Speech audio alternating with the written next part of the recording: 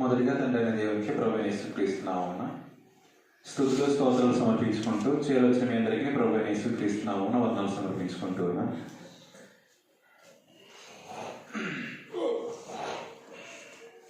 ఈ యొక్క దినమందు మనము ఒక అంశాన్ని ఆలోచన చేయడానికి ప్రయత్నం చేద్దాం. భౌతిక సంబంధంగా మనము అన్ని విషయాల్లోనూ జాగ్రత్త తీసుకుంటాము. అలాగనే ఆత్మ సంబంధమైన విషయాల్లో కూడా జాగ్రత్త తీసుకోవాల్సినటువంటి బాధ్యత మనకు ఉందనే విషయాన్ని మనం గమనించాలి. ఒక దినమందు ఆత్మ సంబంధమైన జాగ్రత్తలు ఎలా తీసుకోవాలి, ఆత్మ సంబంధమైన విషయాలలో జాగ్రత్త తీసుకోకపోతే మనకు కలిగే ఒక ఫలితాలు ఏంటో ఆ యొక్క సంగతులను ఈ యొక్క దినమందు ఆలోచన చేద్దాం. జాగ్రత్తను గురించి ఈ యొక్క దినమందు జాగ్రత్తగా ఉండుట.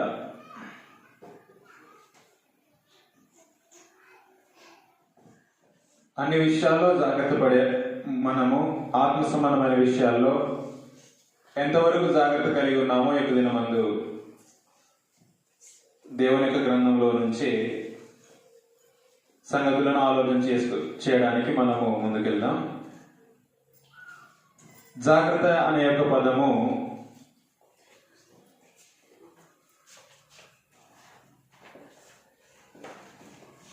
జాగ్రత్త అనే ఒక పదం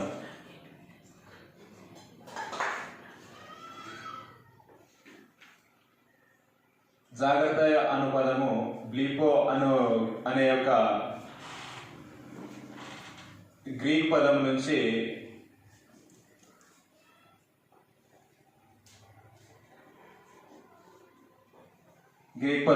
వచ్చింది.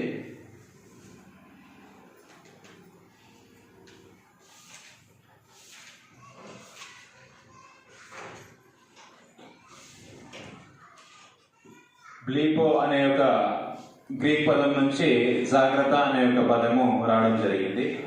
వాస్తవానికి జాగ్రత్త అనేసి అంటే దానికి పరే పదం ఏమిటి అంటే శ్రద్ధ వహించుట.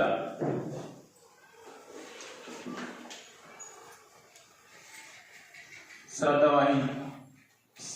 వహించుట లేదా శ్రద్ధ వహించడం. ఆత్మ సంబంధమైన విషయాల్లో మనము ఎలాంటి శ్రద్ధ అనేది మనము కలిగి ఉన్నాము, ఎలాంటి యొక్క జాగ్రత్త మనం తీసుకుంటున్నాము ఆ యొక్క సంగతులను లేఖనాల ద్వారా మనము స్వపరీక్ష చేసుకోవడానికి మనము ప్రయత్నం చేద్దాం. మార్కు సువార్త 4వ అధ్యాయం 21వ వచనం నుంచి 24వ వచనంలో ఉన్న సంగతులలో ప్రభువైన యేసుక్రీస్తు ఏమని తెలియజేస్తాడో ఆ సంగతులు చదువుదాం.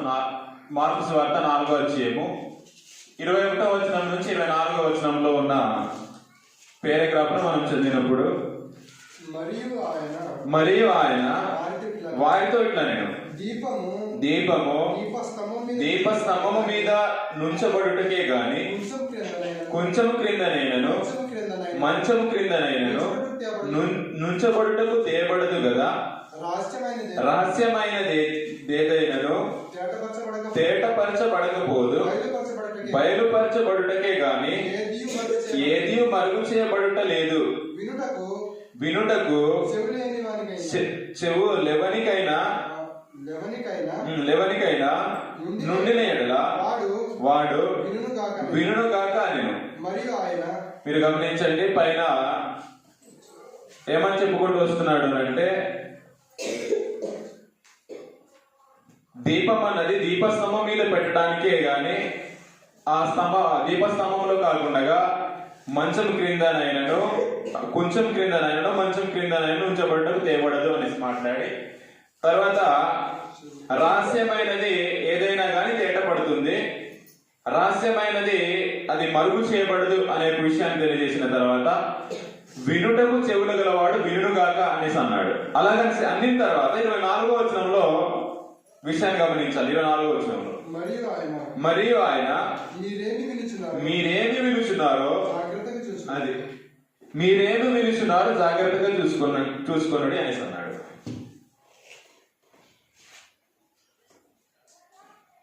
మీరేమి విలుచున్నారో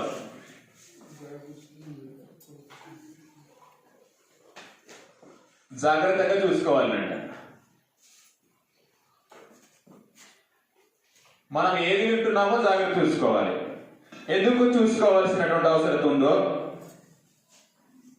మీరెట్టి కొలతతో కొలుతురు మీకును అట్టి కొలతతోనే కొలవబడును, మరి ఎక్కువగా నీకియబడును అని అన్నాడు. మనము ఎంతవరకు విన్నామో అంతవరకు ఏం చేయబడుతుంది అంటే కొలవబడుతుంది అంట. మనము వినే విషయంలో ఏది వినుచున్నామో ఆ వింటున్న దాన్ని ఎక్కువగా ఇవ్వడానికి ఏం చేస్తాడు అంటే కొలత అనేది కొలుస్తాడు అంట. మీరేమి వినుచున్నారో జాగ్రత్తగా చూసుకున్నది, మీరెట్టి కొలతతో కొలుతురో మీకును అట్టి కొలతతోనే కొలవబడును. అంటే వినే విషయంలో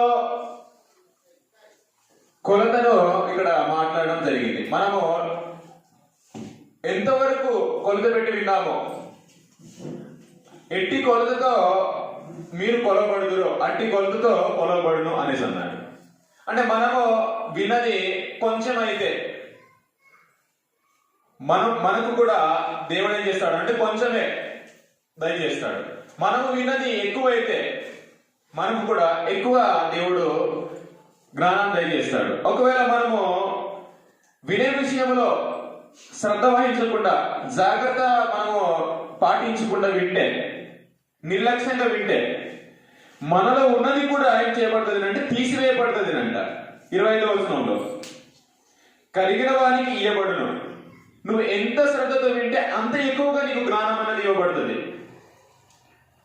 ఎంత నువ్వు తక్కువగా వింటే ఉన్నది కూడా ఏం చేయబడుతుంది అంటే తీసివేయబడుతుంది అంట.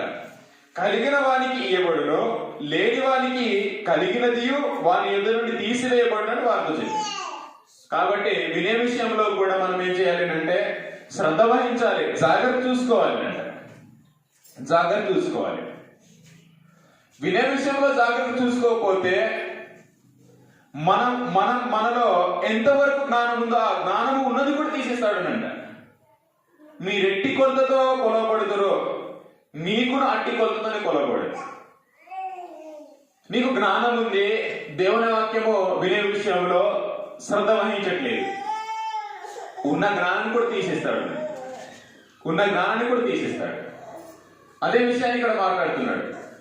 మీరేం వినుచున్నారో జాగ్రత్త చూసుకున్నాడు. మీరు ఎట్టి కొలతతో కొలుతురో అట్టి కొలతతోనే మీకు కొలవబడును, అట్టి కొలతతోనే మీకు కొలవబడును, మరి ఎక్కువగా మీకు ఇవ్వబడును. వినే విషయంలో శ్రద్ధ వహిస్తే ఎంత జ్ఞానం కావాలో అంత ఇంకా దేవుడు రెట్టింపు ఇస్తాడు. నీకు జ్ఞానం ఉన్నా కానీ వినే విషయంలో శ్రద్ధ వహించకపోతే ఉన్న జ్ఞానాన్ని కూడా తీసిస్తాడు. 25వ వచనంలో అదే విషయాన్ని మాట్లాడాడు. కలిగిన వానికి ఇవ్వబడును, లేని వానికి కలిగినది వాని యుద్ధ నుండి తీసివేయబడును అని వారితో చెప్పారు. కాబట్టి వినే విషయంలో జాగ్రత్త చూసుకుంటూ వినాలి. వినే విషయంలో జాగ్రత్త చూసుకోవాలి. ఎంత జాగ్రత్త అంటే మనకు ఎగ్జాంపుల్ గా అందరికీ తెలిసినట్టుగా అపోస్తలుల కార్యాల గ్రంథం 17వ అధ్యాయం 10-11 వచనాలు ఎలాంటి జాగ్రత్త చూసుకోవాలో అపోస్తలుల కార్యాల గ్రంథం 17వ అధ్యాయము 10-11 వచనాలు. వెంటనే సహోదరులు రాత్రి వేళ పౌలును శీలను బెరయకు పంపించిరి. వారు వచ్చి యూదుల సమాజ మందిరంలో ప్రవేశించిరి. వీరు తెసలోనికలో ఉన్న వారి కంటే గనులై ఉండిరి గనుక ఆసక్తితో వాక్యమును అంగీకరించి పౌలును శీలయును చెప్పిన సంగతులు అలాగున్నవో లేవో అని ప్రతిదినము లేఖనములను పరిశోధించు వచ్చిరి అనేసింది. ఎలాంటి పరిశోధన, ఎలాంటి యొక్క జాగ్రత్త తీసుకుంటున్నారు అంటే చెప్పేవాడు ఎంత గొప్పవాడైనా కావచ్చు, చెప్పేవాడు పండితుడు. అపోస్తలుడైన పౌలు మామూలుడు కాదు, పండితుడు, గమలీయేల పాదముల మీద నేర్చుకున్న పండితుడు. అలాంటి పండితుడు వారి మధ్య నిలబడి మాట్లాడుతున్నప్పుడు వింటున్నవారు లేఖనములో గ్రంథములో అలాగ ఉన్నవా లేవా అని పరిశోధిస్తున్నారంట. ఉన్నవా లేవా అనేసి కాదు, గ్రంథములో అలాగ ఉన్నవా లేవా అని పరిశోధిస్తున్నారంట. చెప్పేవాడు ఎంత గొప్పవాడు కావచ్చు, ఎంత హోదా కలిగిన వాడు కావచ్చు, గ్రంథములో అలాగున్నవా లేవా అని పరిశోధిస్తున్నారు. అయితే మనం ఒకటి గమనించాలి, ధర్మశాస్త్ర కాలంలోనైతే అందరి చేతిలో గ్రంథం ఉండేది కాదు. ప్రతి విశ్రాంతి దినాన గ్రంథాన్ని తీసి చదువుతారు. చదవబడినటువంటి గ్రంథాన్ని వారు వింటారు, విన్నది హృదయంలో భద్రపరుచుకుంటారు. వారి యొక్క దినాల్లో పరిపూర్ణంగా వారి చేతిలో, అందరి చేతిలో ధర్మశాస్త్ర గ్రంథము సంపూర్ణంగా దొరికేది కాదు. లేవీయుల చేతిలోనే ధర్మశాస్త్రం ఉండేది. రాజుల యొక్క చేతిలో ఒక కాపీ ఉండేది. వీళ్ళకి మాత్రమే అందుబాటులో ఉంది, విశ్వాసులకు అందుబాటులో లేదు. అయినప్పటికీ వీరి యొక్క జాగ్రత్త ఎలా వహిస్తున్నారు అంటే, వీరు దెసలోనికైలో ఉన్న వారి కంటే గనులై ఉండిరి కనుక ఆసక్తితో వాక్యమును అంగీకరించి పౌలును శీలను చెప్పిన సంగతులు అలాగున్నవో లేవో అని ప్రతిదినము పరిశోధించు వచ్చారు. అంటే వినే విషయంలో కూడా జాగ్రత్త తీసుకోవాల్సినటువంటి అవసరం ఉంది. వినే విషయంలో కూడా జాగ్రత్త వహించాలి. నీకు జ్ఞానం ఉన్నా సరే వినే విషయంలో నువ్వు కొంచెంగా వింటే నీలో ఉన్న యొక్క జ్ఞానాన్ని కూడా తీసిస్తాడు అంటే దేవుడు. ఉన్న యొక్క జ్ఞానాన్ని కూడా తీసిస్తాడు. అందుకని యోబు గ్రంథం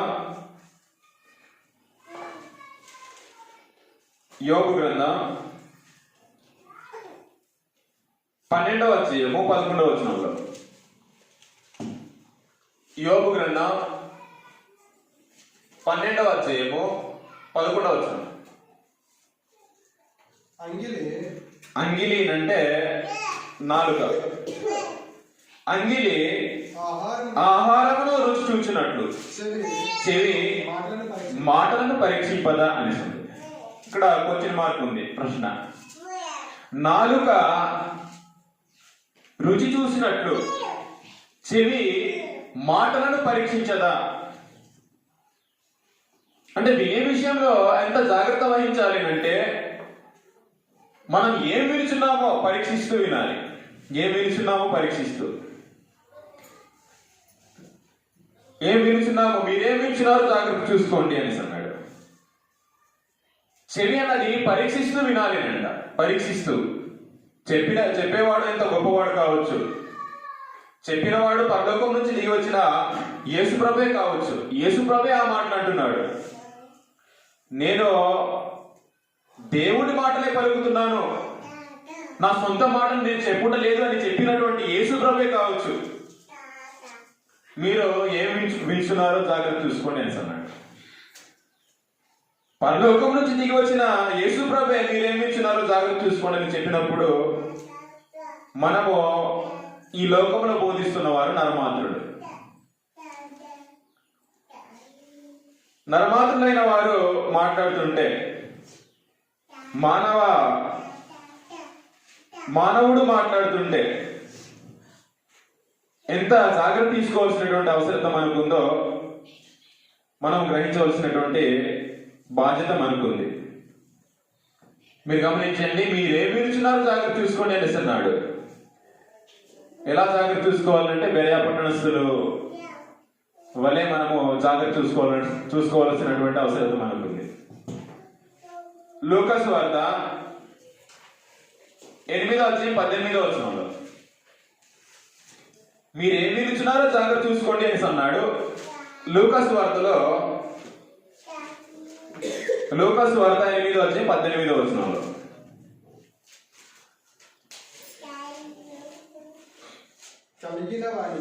కలిగిన వానికి ఇయ్యబడును, లేని వాని యొద్ద నుండి తనకు కలిగినదని అనుకొను నది కూడా తీసివేయబడును. కనుక ఈ విషయాన్ని మనసులో పెట్టుకోవాలి. మీరు ఎలాగో విలుచున్నారో చూచుకొనుడని చెప్పారు.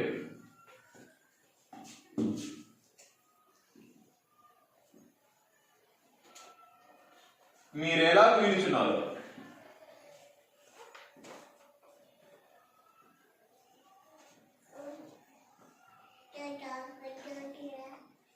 మనం ఎలాగ వింటున్నామో చూసుకోవాలి. మీరు ఏమి వినుచున్నారో జాగ్రత్త చూసుకోండి అనేసి అన్నాడు. ఇక్కడ మీరు ఎలాగ వినుచున్నారో జాగ్రత్త చూసుకోండి అనేసి అన్నాడు. ప్రకటన గ్రంథం మనం చదువుతున్నప్పుడు అక్కడ మాటి మాటికి ఏమని అంటాడు అంటే, వినుటకు చెవులు గలవాడు వినుగాక అనే పదాన్ని ఎక్కువ ఉపయోగిస్తాడు. అంటే అందరికీ చెవులు లేదనేసి అర్థం కాదు. అందరికి చెవులు లేదనేసి అర్థం కాదు. ఎలా వింటున్నాడో దాన్ని చెప్పడానికి వినుటకు చెవులు గలవాడు వినుగాక అనే ఒక మాటలు మాటి మాటికి చెప్తా ఉంటాడు. కాబట్టి మనము ఎలా వింటున్నాము,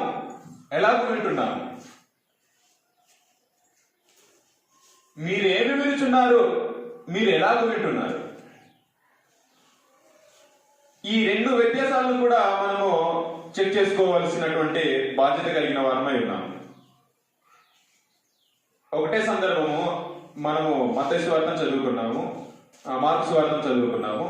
ఆ మార్కు సువార్తలో మీరేం వినుచున్నారో జాగ్రత్త చూసుకోండి, మీరు ఎట్టి కొలతతో కొలవబడుతారో అట్టి కొలతతో మీకు కొలవబడను అనేసి అన్నాడు. అంటే వినే విషయంలో నువ్వు తక్కువగా వింటే ఉన్న జ్ఞానం కూడా తీసిస్తాడు అంట దేవుడు. వినే విషయంలో జాగ్రత్త చూసుకోకుండా వింటే, వినే విషయంలో నువ్వు శ్రద్ధ వహిస్తూ జాగ్రత్త చూసుకొని నువ్వు వింటే, నీకు జ్ఞానం ఉంటే ఎంత జ్ఞానం ఉందో అంత జ్ఞానం దేవుడు దయచేస్తాడు అంట. ఎంత జ్ఞానము మనకుంటే అంత జ్ఞానం మరింత రెట్టింపు ఇస్తాడు. మీరు ఎలా వినుచున్నారో జాగ్రత్త చూసుకోవాలి అనేసి అన్నాడు.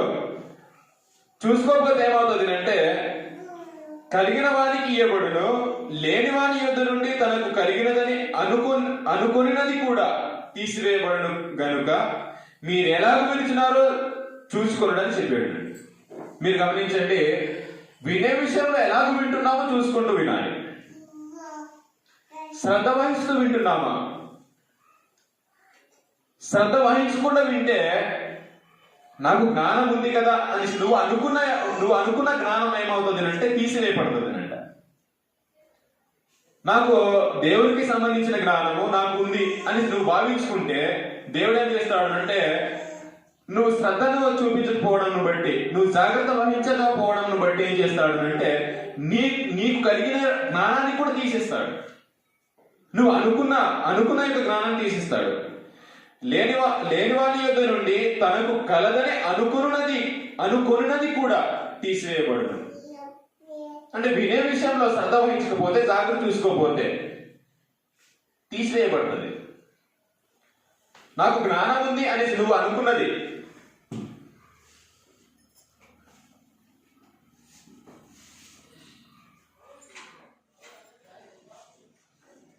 జ్ఞానం ఉన్నదని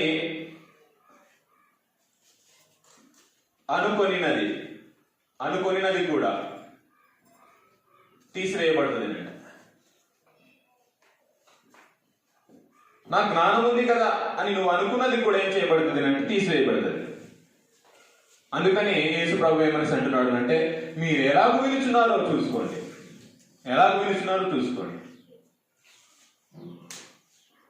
మనకు ఎగ్జాంపుల్గా ఉపమానాన్ని మనము జ్ఞాపకం చేసుకోవచ్చు. ఇందులో మనిషి కుమారుడు విత్తనములు విత్తుచున్నాడు అంట. కొన్ని విత్తనములు రాతి నేలలో పడ్డాయనంట. అందులో కొన్ని ముండ్ల పొదల్లోను, కొన్ని రాతి నేలలోను, కొన్ని మంచి నేలలో పడ్డాయి. విత్తనాలు మంచివే, విత్తుతున్నవాడు మంచిగానే విత్తుతున్నాడు. కానీ ఆ విత్తనాలు పడవలసిన చోటకి పడకుండా కొన్ని రాతి నేలలో, కొన్ని ముండ్ల పొదలో,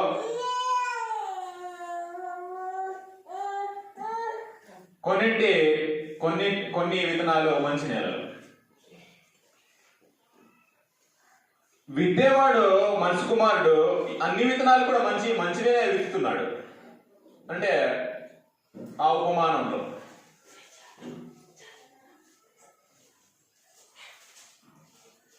విత్తేవానిలో లోపం లేదు, వినేవాడిలో లోపం ఉంది.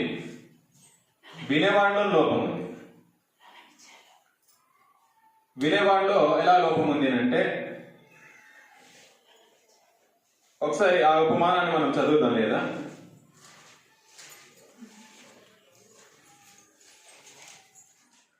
మత్తయి సువార్త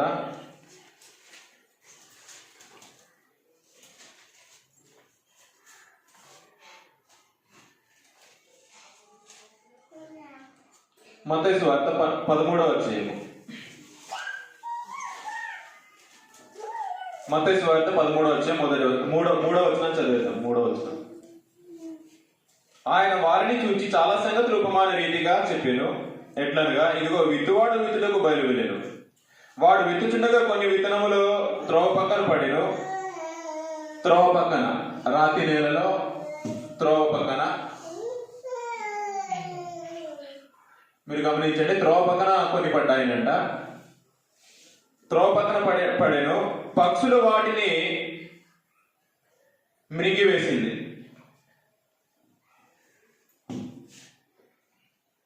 త్రోవ పక్కన పడిన దాన్ని పక్షులు తినేసాయంట. పక్షులు అంటే ఏంటో ఉపమాన యొక్క భావంలో ఏమనేసి అంటాడు అంటే సాతాను అనేసి అంటాడు. పక్షులు అంటే ఎవరు అంటే సాతాను. ఈ సాతాను ఏం చేస్తాడు అంటే వాక్యము విద్య వెంటనే ఏం విలుచున్నాడో జాగ్రత్త చూసుకోలేనప్పుడు విత్తబడినటువంటి యొక్క లేఖనం వాక్యం ఎత్తుకుని పోతాడు.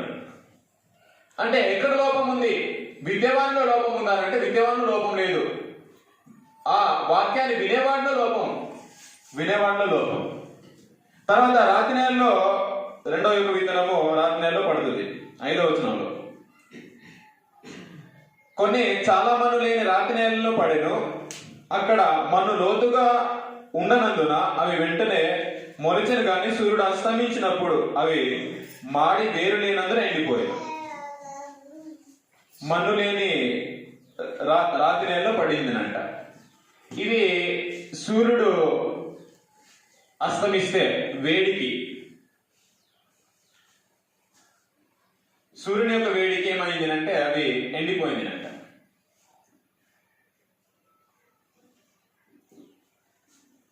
తర్వాత ముండ్ల పొదల్లో,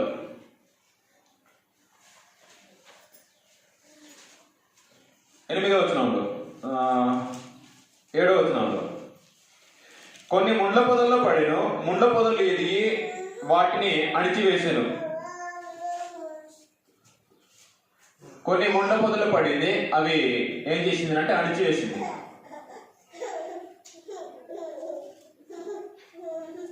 కొన్ని మంచి నెలలో పడింది. మంచి నెలలో పడినవి ఫలించింది.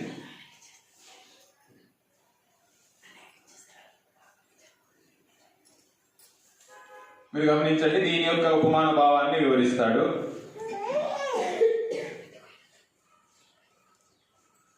21వ వచనంలో, 20వ వచనంలో, ఆ రాతి నేలను విత్తబడిన వాడు వాక్యము విని వెంటనే సంతోషంతో దాన్ని అంగీకరించేవాడు. అయితే అతనిలో వేరు లేనందున అతడు కొంతకాలము నిలుచును, గాని వాక్యము నిమిత్తము శ్రమ అయినను హింస అయినను కలుగుగానే అభ్యంతరపడును. ఇక్కడ సూర్యుని యొక్క వేడి అనేసి అన్నాడు. దాని భావం ఏమనేసి వివరించాడు అంటే, వాక్యం నిమిత్తము శ్రమ గాని హింస గాని, వాక్యం కోసం శ్రమ గాని హింస గాని వస్తే అతడు ఏం చేస్తాడు అంటే నిలవలేడు అని చెప్పింది. అందుకే రాత్రి నేలలో పడిన విత్తనం అని పోల్చాడు. త్రోవ పక్కన పడిన వాడిని పక్షులు వచ్చి ఎత్తుకొని పోతాడు. పక్షులు అంటే సాతాను ఎత్తుకొని పోతాడు. రెండో యొక్క వ్యక్తి వాక్యం నిమిత్తం శ్రమ హింస వస్తే అతడు నిలవలేడు. మూడో యొక్క వ్యక్తి ముండ్ల పొదలు అనేసి అన్నాడు. ముండ్ల పొదలకి దాని భావాన్ని ఏమనేసి అన్నాడు అంటే 22వ వచనంలో, ముండ్ల పొదల్లో విత్తబడిన వాడు వాక్యం వినవాడే గాని ఐహిక విచారమును ధనమోహమును ఆ వాక్యమును అణిచివేయును కనుక వాడు నిష్ఫలుడవును అనేసి అన్నాడు.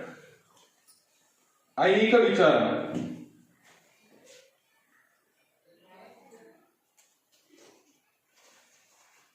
ఐహిక విచారము. రెండవది ధనమోహం. ధనమోహం అంటే ధనాపేక్ష. ధనాపేక్ష కావచ్చు లేదా లోభం కావచ్చు.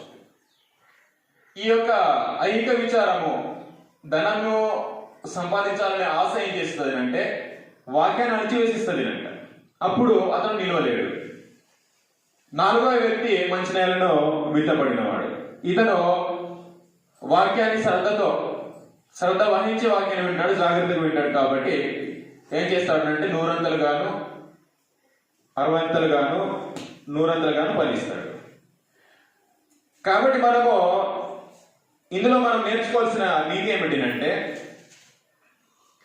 ఈ 4 రకాల మనసులలో నుంచి మనం ఏ స్థానం నుండి వాక్యం వింటున్నాం, ఎలాగ వింటున్నాం. ఒక త్రోవ పక్కన విత్తబడిన ఆ విత్తనము లాగా లేదా త్రోవ పక్కన ఉన్న వ్యక్తుల లాగా మనము వాక్యాన్ని వినుచున్నామా? రాత్రిలో పడినటువంటి ఆ యొక్క విత్తనముల వల్ల వినుచున్నామా? ముండ్ల పొదల్లో పడినటువంటి విత్తనములు వినుచున్నామా? మంచినీళ్ళలో పడినటువంటి విత్తనం వలె వినుచున్నామా? అందుకని ఏమనిస్తున్నాడు అంటే మీరు ఎలా వినుచున్నారో చూసుకోండి, ఎలా వింటున్నారు. ఒక త్రోవ పక్కన పడినటువంటి విత్తనం వల్ల వింటున్నారేమో.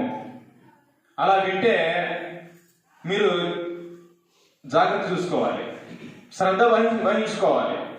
అలా నువ్వు విన్నా కానీ సాతాను వెంటనే వాక్యాన్ని ఎత్తుకుని పోతాడు.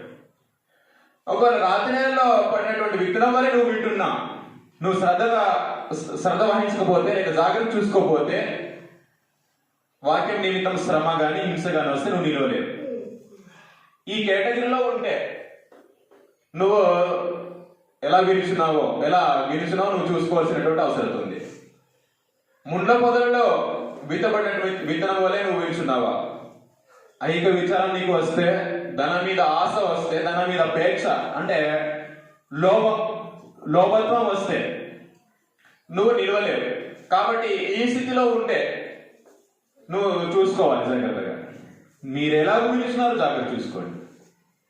కాబట్టి ప్రతి వారం కూడా మంచి నేలలో విత్తబడినటువంటి విత్తనము వలె మన హృదయాన్ని సిద్ధపరుచుకుంటూ ఏం వినుచున్నామో సాత్వికమైన మనసుతో వాక్యాన్ని అంగీకరించాలి.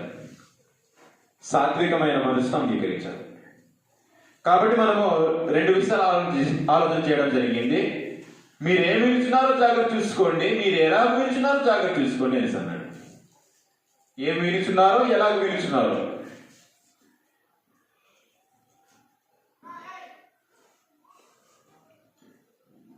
మనం ఎగ్జాంపుల్గా ఉపమానాన్ని మనం ఆలోచన చేసాం. ఏం వినుచున్నామో ఎలాగ వినుచున్నామో జాగ్రత్త చూసుకోవాల్సినటువంటి అవసరం మనకుంది.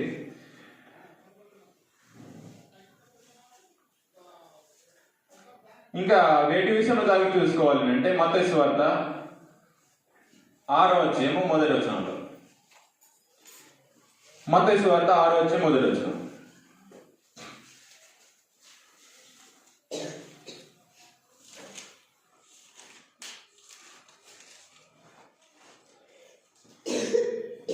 మత్తయి సువార్త 6వ అధ్యాయం 1వ వచనం. మనుషులకు కనబడవలని వారి ఎదుట మీ నీతి కార్యం చేయకుండా జాగ్రత్త పడుడి. లేని ఎడల పరలోకమందున్న మీ తండ్రి వద్ద మీరు ఫలము పొందరు. ఏదైనా నీతి కార్యం చేస్తుంటే మనుషులకు కనబడవలని చేయకూడదంట.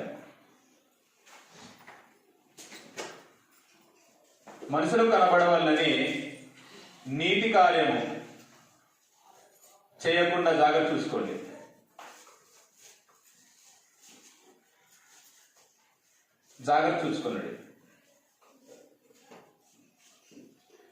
ఎందుకు మనుషులకు కనబడకుండా నీతి కార్యం చేయడానికి జాగ్రత్త చూసుకోవాలి అంటే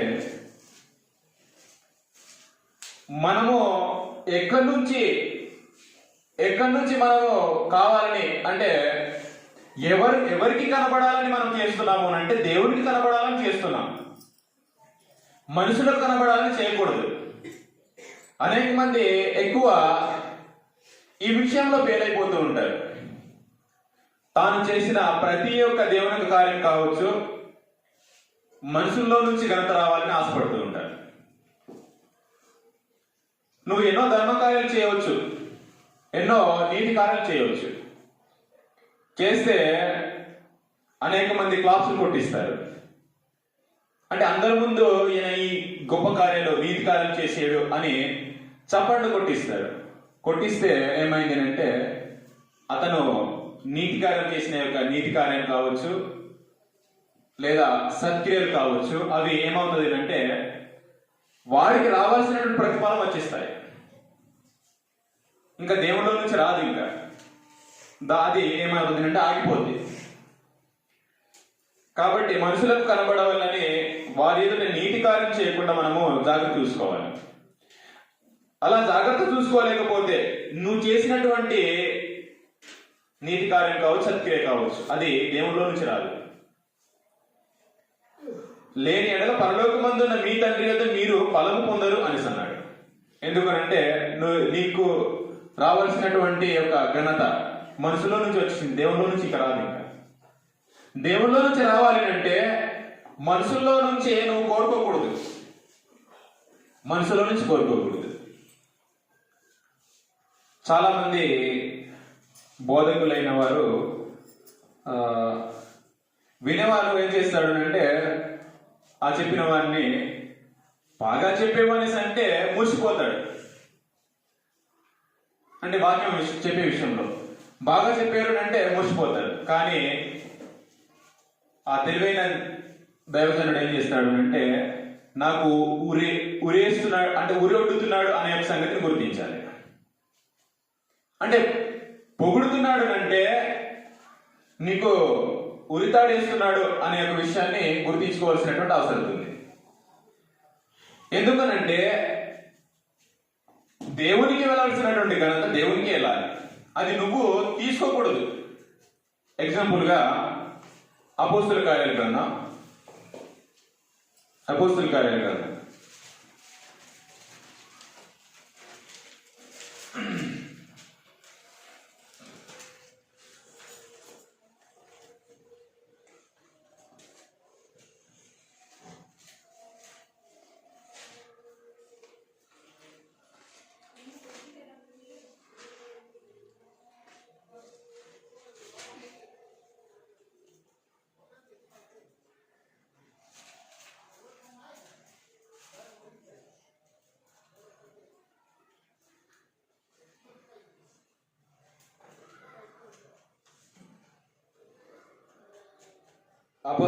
గ్రంథంలో మనకు పిలాతు కనబడతాడు. అపోస్తుల కార్యాల గ్రంథం 12వ అధ్యాయము 21, 23 వచనాలు. అపోస్తుల కార్యాల గ్రంథం 12వ అధ్యాయము 21 నుంచి 23 వచనాలు.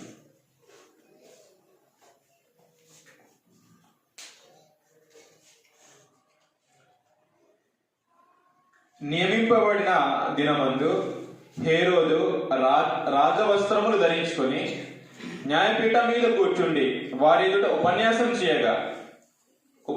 చేసేడు అంటే చేస్తే 22వ వచనం, జనులు దాన్ని ఎలా పొగుడుతున్నారో మీరు చూడండి. జనులు ఇది దైవ స్వరమే కానీ మానవ స్వరము కాదని కేకలు వేసిరినంట. అతను చేసిన ఒక ప్రసంగానికి జనులు బాగా పొగిడేశారు. ఇది మనుషుల యొక్క స్వరం కాదు, దేవుని యొక్క స్వరమే పొగిడిస్తే 23వ వచనం, అతడు దేవుని మహిమపరచనందున వెంటనే ప్రభుదూత అతన్ని మొత్తెను కనుక పొరుగులు పడి ప్రాణం విడిచింది. జనులు ఇది మానవ స్వరం కాదు దేవుని స్వరము అని పొగిడాడంట. పొగిడితే ఇతను మురిసిపోయాడు. అది అతను ఏమని చెప్పాలి అంటే అది దేవుడు నాకు ఇచ్చిన స్వరము, అది నా గొప్ప కాదు అని చెప్పాలి. కానీ దేవునికి తాను ఆ మహిమను దేవునికి చెల్లించుకుండగా మురిసిపోయాడు. మురిసిపోతే ఏమైంది అంటే వెంటనే ప్రభుదూత వచ్చి అతను మొత్తింది అంటే అప్పుడే ప్రాణం విడిచేసాడు, చనిపోయాడు. కాబట్టి మనుషుల విషయంలో మనం చాలా జాగ్రత్త చూసుకోవాలి. ఒక వ్యక్తి నీకు పొగుడుతున్నాడు అంటే, ఉరితాడన్నది నీ మెడలో పెడుతున్నాడు, అది చూసుకోవాల్సినటువంటి అవసరం ఉంది. ఒకవేళ ఈ హేరోదు యొక్క స్థితి నువ్వు ఎదుర్కొంటున్నావు అనే ఒక విషయాన్ని గుర్తించాలి. పొగిడేరనంట, ఇది దైవ స్వరమే కానీ మానవ స్వరం కాదు. కేకలు వేసి చెప్తే తను పొంగిపోయాడు. దేవుడిచ్చే స్వరము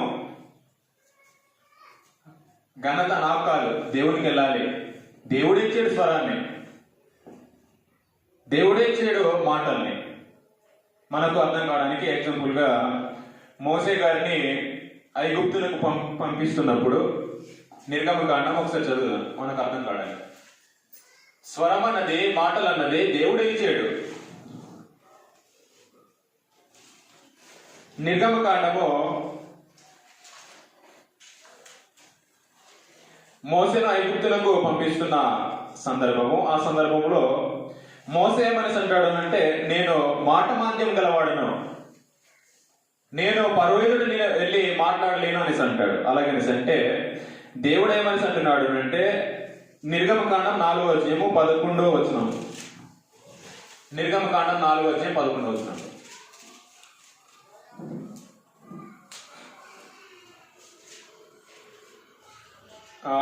10వ వచనం నుంచి చదివితే ఇంకా అర్థమవుతుంది. 10వ వచనం నుంచి, అప్పుడు మోసే, ప్రభువా, ఇంతకు మునుపైనను నీవు నీ దాసునితో మాట్లాడినప్పటి నుండి అయినను నేను మాట నేర్పని కాను, నేను నోటి మాంద్యము నాలుక మాంద్యము గలవాడనని యెహోవాతో చెప్పగా, యెహోవా మానవునకు నోరిచ్చిన వాడెవడు అని ప్రశ్నిస్తున్నాడు. మానవునికి నోరిచ్చిన వాడెవడు? మూగవాణినే గాని, చెవిటివాణినే గాని, దృష్టి గలవాణినే గాని, గుడ్డివాణినే గాని పుట్టించిన వాడెవడు? దానికి ఆన్సర్ చెప్తున్నాడు, యెహోవానైనా నేనే కదా అని చెప్తున్నాడు. ఇప్పుడు హేరోదుకు నాలుగు ఇచ్చిన వాడేవాడు, నోరిచ్చిన వాడేవాడు అంటే దేవుడే. హేరోదు ఏం చేయాలి అంటే, నాకు నోరిచ్చిన దేవునికి మహిమ వెళ్ళాలి, దేవుడే ఇచ్చేది ఇది నా గొప్ప కాదు అని చెప్పుకోవాలి. కానీ హేరోదు ఏం చేసాడు అంటే, మురిసిపోయాడునంట. దేవునికి వెళ్ళాల్సినటువంటి మహిమ, ఆ యొక్క ఘనత వెళ్ళి వెంటనే తన యొక్క ప్రాణం పోయింది. మనం చేసే ఒక నీతి కార్యం కూడా అలాగే. మీరు చాలా జాగ్రత్తగా గమనించండి. నీతి కార్యం కూడా నువ్వు చేస్తున్నప్పుడు మనుషుల వల్ల నువ్వు ఘనతను కోరుకుంటే దేవుళ్ళ నుంచి రావాల్సినటువంటి ఫలము నీకు రాదు, ఆగిపోతుంది. మత్తయి సువార్త 6:2. కావున నీవు ధర్మం చేయనప్పుడు మనుషుల వలన ఘనత నొందవలనని వేషధారుల సమాజ మందిరములలోనూ వీధులలోనూ చేయులాగున నీ ముందర బూర ఊదింపవద్దు అనేసి అన్నాడు. గొప్పలు చెప్పుకోకూడదు మనుషుల మధ్య. అది ఏమవుతుంది అంటే, హేరోదు యొక్క స్థితి అన్నది నువ్వు కల్పించుకుంటున్నావు. హేరోదు తాను ఎలాగైతే తను ప్రాణం విడిచాడు, ఆ యొక్క పరిస్థితి నువ్వు ఏర్పాటు చేసుకుంటున్నావు అనే విషయాన్ని గమనించాలి. వారు తమ ఫలము పొంది ఉన్నారని నిశ్చయముగా మీతో చెప్తున్నాను. నీవైతే ధర్మం చేయనప్పుడు నీ ధర్మము రహస్యముగా నుండి నిమిత్తము నీ కుడి చెయ్యి చేయనది నీ ఎడమ చేతికి తెలియకుండా వలెను. అట్లయితే రహస్యమందు చూచి నీ తండ్రి నీకు ప్రతిఫలం ఇచ్చును అనేసి అన్నాడు. అందుకని మనుషులకు మన యొక్క నీతి కార్యాలు కనబడకుండా జాగ్రత్త చూసుకోవాలి. మనం చేసే నీతి కార్యాలు, సత్క్రియలు కావచ్చు, దేవుని కార్యక్రమాలు, ఆత్మ సంబంధమైన ఏ కార్యక్రమమైనా కావచ్చు, మనుషుల ద్వారా బూర ఉదింపకూడదు. బూర ఉదిస్తే, ఒకవేళ బూర ఉదించుకుంటే హేరోదు అనుభవించిన యొక్క గతి మనకు ఏర్పడుతుంది. కాబట్టి 3 విషయాలు ఆలోచన చేసేము. మీరేం విలుచున్నారో, మీరు ఎలాగో విలుచున్నారో నీతి కార్యాలు మనుషులకు కనబడవాలని నీతి కార్యాలు చేయకుండా జాగ్రత్త చూసుకోవాలి.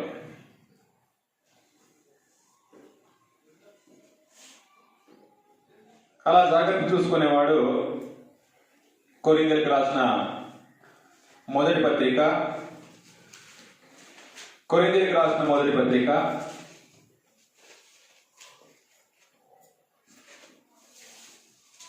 10వ అధ్యాయము 12వ వచనంలో 10వ అధ్యాయం 12వ వచనం. కొరింథీయులకు రాసిన మొదటి పత్రిక 10వ అధ్యాయం 12వ వచనం.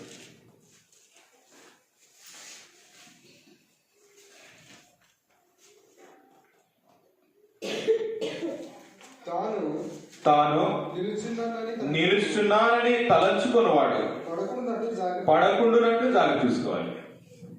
ఇక్కడ మనకు ఇశ్రాయేలు గురించి మొదటి వచనం నుంచి ఇశ్రాయేలు గురించి మాట్లాడుకుని వచ్చి, వారిని చూడు, వారు దేవుణ్ణి వెంబడిస్తున్నామని చెప్పుకొని ఎలాగూ వారు పడిపోయారో అని వారిని ఒక దృష్టాంతముగా వారికి సంభవించి మనకు బుద్ధి కలగటానికి ఇవి మొత్తం వ్రాయబడింది అనే సంగతిని తెలియజేసిన తర్వాత, తాను నిలుచున్నానని తలంచుకున్నవాడు పడకుండునట్లు జాగ్రత్త చూసుకోవాలని అన్నాడు. ఎవడైతే నేను దేవుని ఎదుట నిలబడి ఉన్నానో, దేవుని ఎదుట నిలబడి ఉన్నాను అని తలంచుకునేవాడు ఏం చేయాలంటే పడకుండునట్లు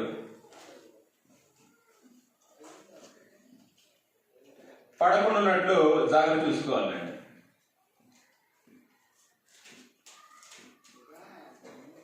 అక్కడ మనము చదువుదాం అర్థం కావడానికి. 8వ వచనం చదువుదాం. 8వ వచనం నుంచి,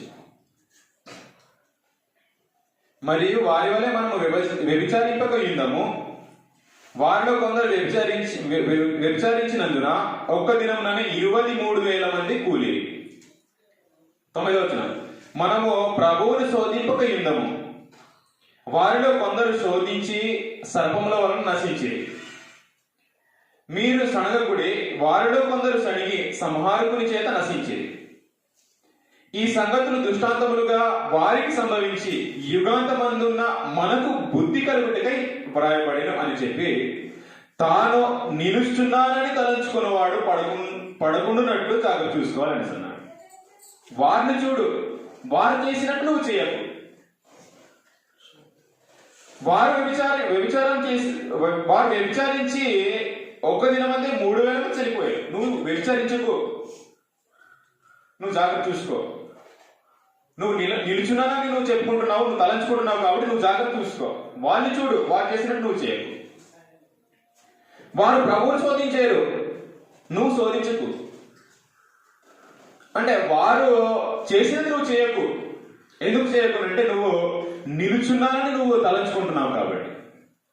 ఎవరైతే నేను దేవుని ఎదుట నిలుచున్నానని నువ్వు తలంచుకునేవాడివి, నువ్వు పడిపోకుండా ఉండడానికి జాగ్రత్త చూసుకోవాలి. పడిపోకుండా ఉండడానికి. ఇశ్రాయేలు ప్రజలు ఎలాగ పడిపోయారో వాళ్ళని చూడు, వాళ్ళు చేసినట్టు నువ్వు చేసి పడిపోకు. నువ్వు నిలుచున్నానని నువ్వు తలంచుకుంటున్నావు కాబట్టి నువ్వు పడకుండా జాగ్రత్త చూసుకోవాల్సినటువంటి బాధ్యత ఉంది అనే విషయాన్ని ఇక్కడ తెలియజేస్తున్నాడు. లూకా సువార్త 12వ అధ్యాయం 15వ వచనం. లూకా సువార్త 12వ అధ్యాయం 15వ వచనం.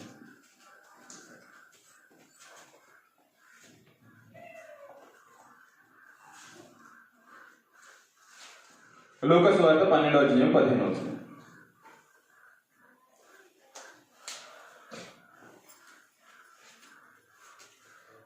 మరియు ఆయన వారితో, మీరు ఏ విధమైన లోభమునకు ఎడమీయక జాగ్రత్త పడుడి.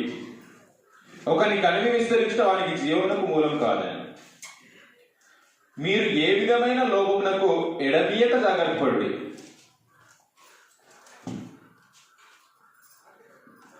మీరు ఏ విధమైన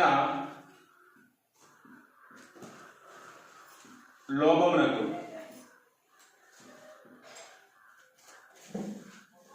ఎడమీయక జాగ్రత్త చూసుకున్నాడు.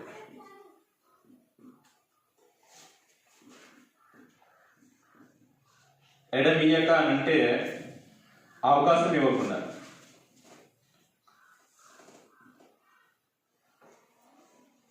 అవకాశం ఇవ్వకూడదు.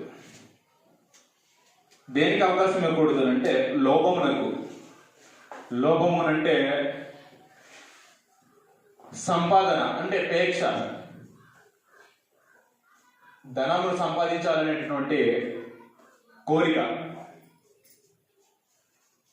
దాన్ని అవకాశం ఇవ్వకుండా జాగ్రత్త చూసుకోవాలంట. మీరు ఏ విధమైన లోభమునకు ఎడమియక జాగ్రత్త చూసుకోండి. లోభత్వం అన్నది విగ్రహారాధన అనేసి మాట్లాడేసాడు ఎఫెసీయులకు రాసిన పత్రిక. ఎఫెసీయులకు రాసిన పత్రిక 5వ అధ్యాయం. ఎఫెసీయులకు రాసిన పత్రిక 5వ అధ్యాయము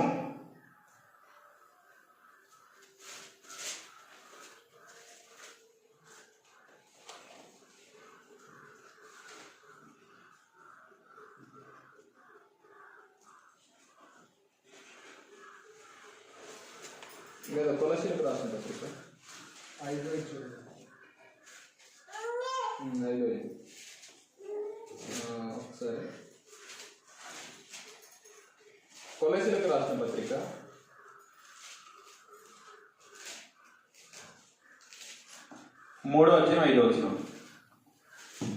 కొలస్సీయులకు రాసిన పత్రిక 3వ అధ్యాయం 5వ వచనం.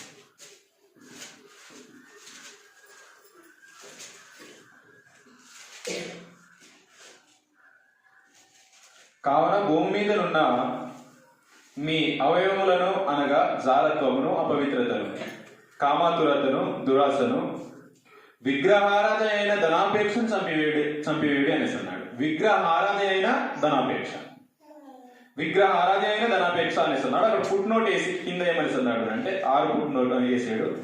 అక్కడ లోభత్వము అనేసి అన్నాడు కింద. అందుకని మీరు ఏ విధమైన లోభమునకు అవకాశం ఇవ్వకూడదు, ఏ లోభత్వమునకు అవకాశం ఇవ్వకూడదు. అలా అవకాశం ఇచ్చినట్లయితే ఏమవుతుందో ఎగ్జాంపుల్ చెప్పడం జరిగింది. ఎగ్జాంపుల్ చెప్పాడు.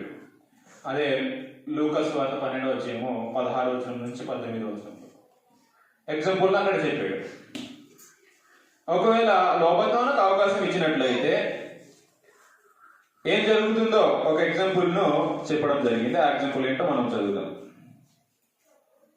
16వ వచనం నుంచి 16వ వచనం నుంచి 20వ వచనం వరకు మనకు సంగతులు ఉంటాయి.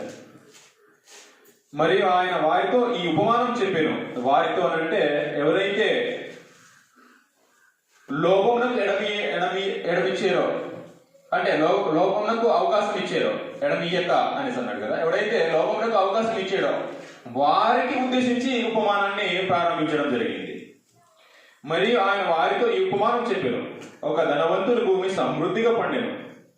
అప్పుడతడు నా పంట సమకూర్చుకున్నటకు నాకు స్థలం చాలదు కనుక నేనేమి చేతునని తనలో తాను ఆలోచించుకొని, నేను ఇలాగ చేతును, నా కొట్లు విప్పి వాటికంటే గొప్ప వాటిని కట్టించి అందులో నా ధాన్యం అంతటిని, నా ఆస్తిని సమకూర్చుకొని, నా ప్రాణముతో ప్రాణమా, అనేక సంవత్సరములకు విస్తారమైన ఆస్తి నీకు సమకూర్చబడి ఉన్నది, సుఖించుము, తినుము, త్రాగుము, సంతోషించుమని చెప్పుకుందును అనుకుని.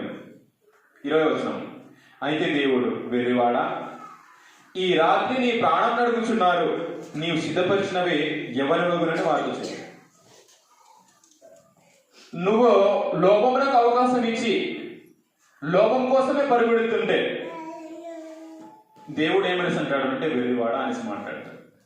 ఎందుకనంటే ఈ దినం అన్నది మాది, రేపటి దినం మాది కాదు. ఈ విషయాన్ని మర్చిపోకూడదు. ఈ యొక్క దినాన్ని మనము పొందుకున్నాము అంటే ఈ యొక్క దినము మాత్రమే మాది, రేపటి దినం మాది కాదు. రేపేమి సంభవించునో నీకు తెలియదు అనేసి అన్నాడు. మనం పొందుకున్న దినము మాత్రమే మాది. అందుకని మీరు ఏ విధమైన లోభంలోకి ఎడమీయకండి, ఎడమీయకుండా జాగ్రత్త చూసుకోండి. లోభంలోకి ఎడమిస్తే దేవుణ్ణి మర్చిపోతాం, మీరు ఎవరినో సిరికిని దేవుడికిని దాసుడిగా ఉండనేరరు. ఒకరిని ప్రేమించి ఒకరిని ద్వేషిస్తారు అని అన్నాడు. ఒకవేళ డబ్బు కోసమే మనం పరుగు పెడుతుంటే, లోకత్వములకే మనం పరుగులు తీస్తుంటే దేవుని మర్చిపోతాం. ఇద్దరిని బ్యాలెన్స్ చేయలేము అంట. ఇద్దరిని బ్యాలెన్స్ చేయలేము. ఇద్దరిని కూడా అంటే మనం ఇద్దరిని బ్యాలెన్స్ చేసి సమానంగా చేయలేము. ఒకరిని సేవిస్తే ఒకరిని ద్వేషిస్తాం, ఒకరిని ప్రేమిస్తే ఒకరిని ద్వేషిస్తామనంట. ఒకరిని ప్రేమిస్తాం, ఒకరిని ద్వేషిస్తాం. అంటే సిరిని ప్రేమించేవాడు దేవుణ్ణి ద్వేషిస్తాడు, దేవుని ప్రేమించేవాడు సిరిని ద్వేషిస్తాడు. ఎవరినో ఇద్దరు యజమానులకు అంటే డబ్బుని దేవుడిని యజమానులకు పెట్టుకొని సమానంగా బ్యాలెన్స్ చేయలేరు అంట. సమానంగా బ్యాలెన్స్ అనేది చేయలేరు. ఒకరిని ద్వేషించవచ్చు, ఒకరిని ప్రేమించవచ్చు. సిరినే ప్రేమించే ఎవరంటే దేవుడిని ద్వేషించే అవకాశం ఉంది. దేవుడిని ప్రేమిస్తే సిరిని ప్రేమించము. అవసరానికి డబ్బులు,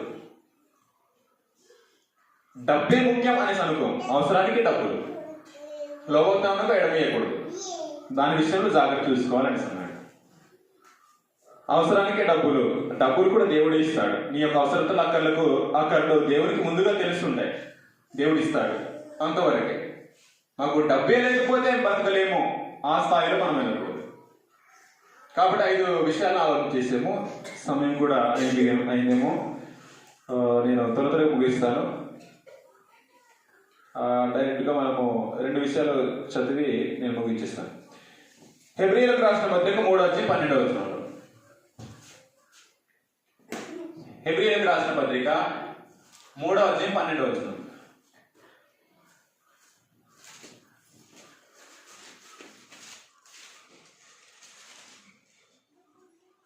హెబ్రీయులకు రాసిన పత్రిక 3:12.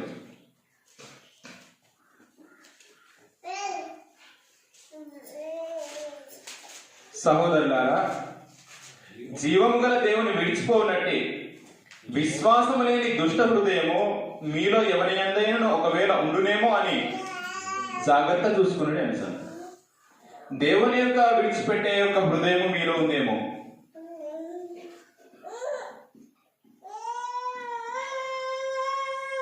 దేవుని విడిచిపెట్టే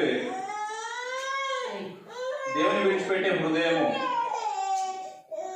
దుష్ట హృదయం అనేస్తున్నాడు. మీలో ఉందేమో జాగ్రత్త చూసుకోండి.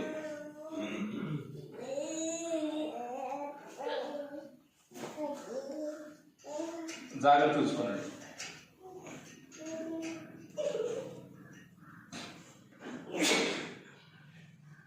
జీవం గల దేవుణ్ణి విడిచిపోనండి విశ్వాసం లేని దుష్ట హృదయము మీలో ఎవరి యందైనా ఒకవేళ ఉండునేమో అని జాగ్రత్త చూసుకోండి అని. దేవుని విడిచిపెట్టే యొక్క హృదయము దుష్ట హృదయము మనలో ఎవరి ఎందైనా ఉంటదేమో. ఉంటే దాన్ని తీసేయండి.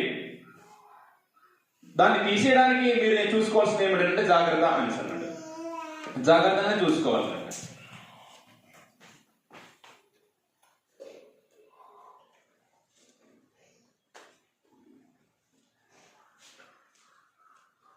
కింద 17వ వచనంలో ఏమని చెప్తాడు అంటే, ఎవరి మీద 40 ఏండ్లు ఆయన కోపగించెను, పాపం చేసిన వారి మీదనే కదా, వారి శవములు అరణ్యంలో రాలిపోయిన అని అన్నాడు. అరణ్యంలో రాలిపోవడానికి గల కారణం ఏమిటంటే వారిలో విశ్వాసం లేనట్టు దుష్ట హృదయం అన్నది ఏర్పడింది. ఇశ్రాయేలు ప్రజల్లో అనేక మంది అరణ్యంలోనే చనిపోయారు. ఎందుకు చనిపోయారు అంటే విశ్వాసం లేని ఒక దుష్ట హృదయం వారిలో ఉంది కాబట్టి చనిపోయారు. అలాంటి ఒక స్థితి మనలో ఉండకుండా ఏం చేసుకోవాలి అంటే జాగ్రత్త చూసుకోవాలి, జాగ్రత్త శ్రద్ధ వహించాలి. నాలో ఉందేమో, ఇశ్రాయేలు ప్రజలకు ఉండినటువంటి దుష్ట హృదయం నాలో ఉందేమో. అందుకని ఏం చేసుకోవాలంటే మన యొక్క హృదయాన్ని విశ్వాసంతో కలిగినటువంటి హృదయం మాలో ఉందా, విశ్వాసం లేనటువంటి దుష్ట హృదయం ఉందా, ఏం చేసుకోవాలంటే జాగ్రత్త చూసుకోవాలి. జాగ్రత్త చూసుకొని మనము ఏం చేసుకోవాలంటే ఒకవేళ ఉన్నట్లయితే దాన్ని తీసివేసి విశ్వాసం గల మంచి హృదయాన్ని మనము పొందుకొని దేవుని పట్ల భయభక్తులు కలిగి జీవించవలసినటువంటి అవసరత మనకుంది. చివరి వచనాన్ని నేను చదివించి ముగించిస్తాను. హెబ్రీయులకు రాసిన పత్రిక 4:11. హెబ్రీయులకు రాసిన పత్రిక 4:11. హెబ్రీయులకు రాసిన పత్రిక 4:11.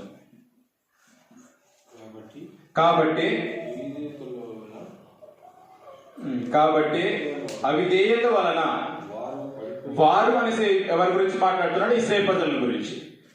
వారు పడిపోయినట్లు మనలో అనేసి మాట్లాడుతున్నాడు. అంటే క్రైస్తవులైన మనలో ఎవడును పడకుండా ఆ విశ్రాంతిలో ప్రవేశించుటకు జాగ్రత్త పడదాము అనేసి అన్నాడు. ఎవడును పడకుండా మనలో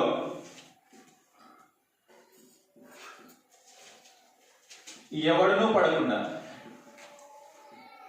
విశ్రాంతిలో ప్రవేశించుటకు జాగ్రత్త పడాలి. విశ్రాంతిలో ప్రవేశించుటకు జాగ్రత్త పడదాం.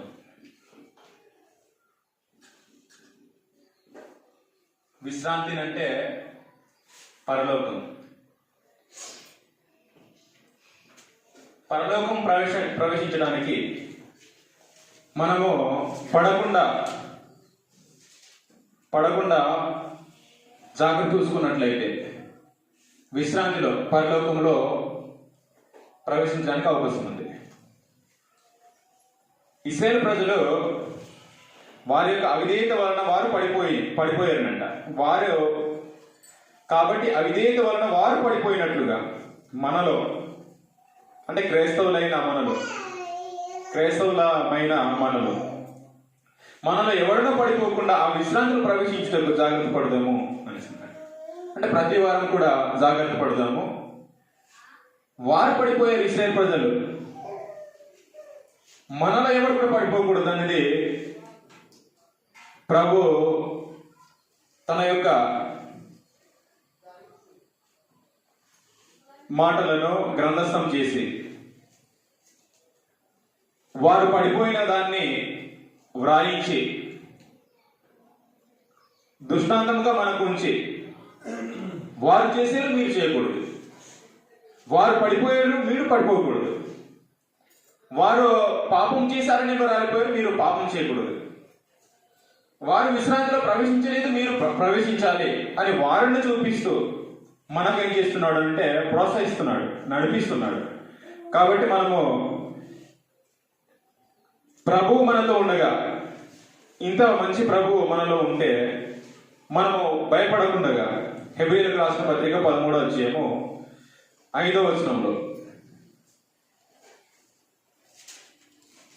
మత్తయి సువార్త హెబ్రీయులకు రాసిన పత్రిక 13:5 ధనాపేక్ష లేని వారై మీకు కలిగిన వాటితో తృప్తి పొంది ఉండుడి.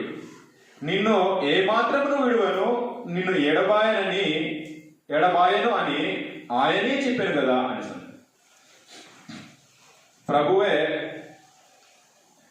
విడువను ఎడబాయననేసి మనకు వాగ్దానం చేసి ఉన్నాడు. ఇది గొప్ప వాగ్దానం, క్రైస్తవులమైన మనం పొందుకున్న యొక్క వాగ్దానం. ఆ వాగ్దానం మనలో ఉంటే మనం భయపడకుండగా, మనలో ఎవడు పడిపోకుండగా విశ్రాంతిలో పరలోకంలో ప్రవేశించడానికి ప్రతి ఒక్కరం కూడా ప్రయాసపడదామని అందరినీ మనం చేస్తూ నన్ను నేను హెచ్చరించుకుంటూ శ్రద్ధగా ఓపికతో మీ అందరికీ ప్రభువైన యేసుక్రీస్తు నామమున వందనాలు సమర్పించుకుంటూ నేను